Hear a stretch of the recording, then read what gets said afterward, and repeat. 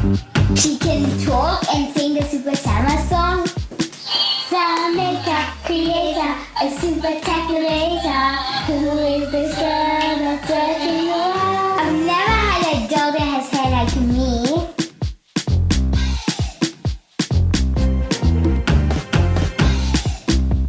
Now her hair looks just like Super Sema.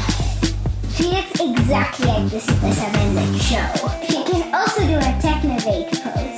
It's Technovate!